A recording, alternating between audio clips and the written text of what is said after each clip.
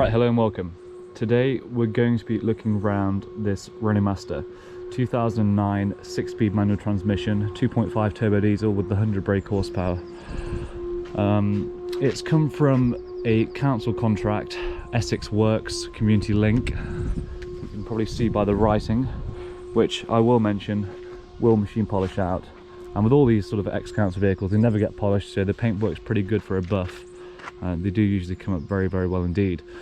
As a result of it coming off VLS, you get a hell of a lot of service history with it. I mean, we're talking 4 or 5 pages here.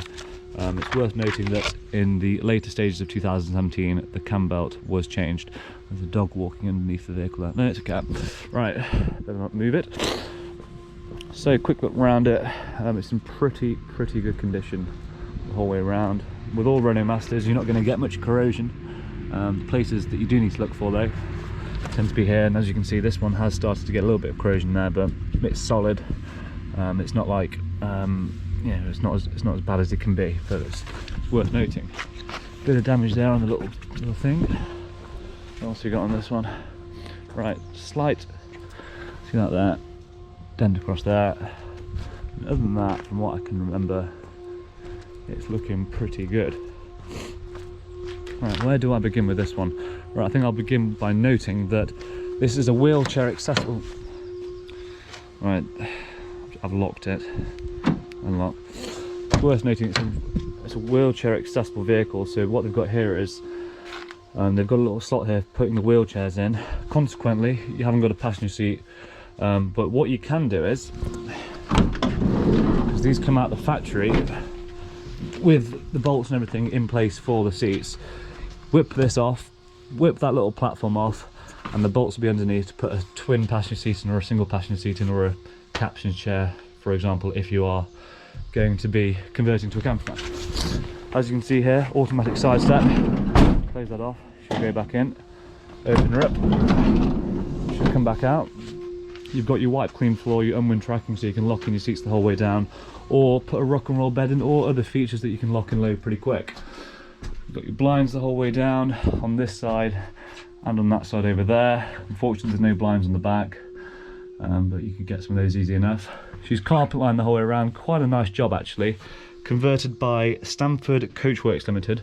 I don't think I've ever had anything off them before, but it seems like they do a pretty good job. Yeah, look at that, the carpet lining's looking pretty dodgy there, but overall it's not bad. I would say that it's not insulated at all. I'd say there could be a bit of insulation behind there, but for a camper conversion it's not going to be suffice. For a day van, little weekend run around machine, it might be okay, but in my opinion it's probably worth taking it all out and putting some more insulation in. Nice skylight up there, it's not like those small ones you get, it's a nice big one. Let's lock that up. That's that. Come down here, you've got your control panel switch, that's your isolator for the battery. And then you've got one light there, another light there. So one of them's blue, and one of them's just a standard white light. Looks pretty good. Worth noting on this vehicle, it's got a diesel night heater that's stowed underneath the vehicle, which is pretty good because you're saving space. That's controlled right down here. It's got an auxiliary battery there. I don't know if you can see it with the light picking it up, and it's got a split charge in there as well. So that auxiliary battery is probably going to be doing the lights, the night heater, and the rear wheelchair lift. Coming over here, what can we do? Well, let's start her up, I think. And that is indicating that the doors are open. So I do apologise, so I'll just make this quick. It starts up very well. No lights on the dash. Give it a quick rev.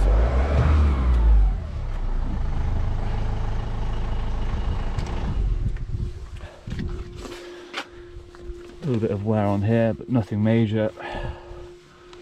How's the seat? Pretty good, nice and clean. Some quick wander under the bonnet. So people do like looking at that.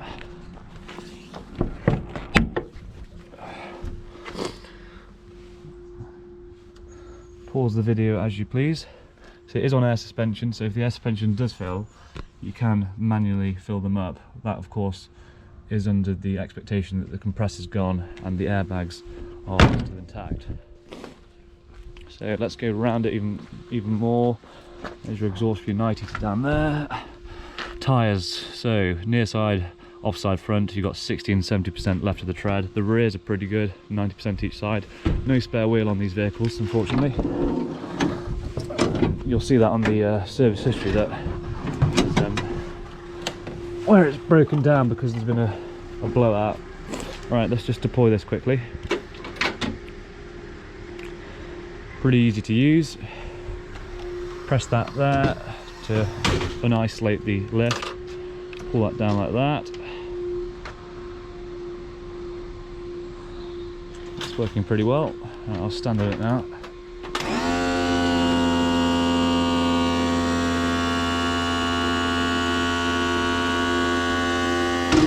That's that. Come in.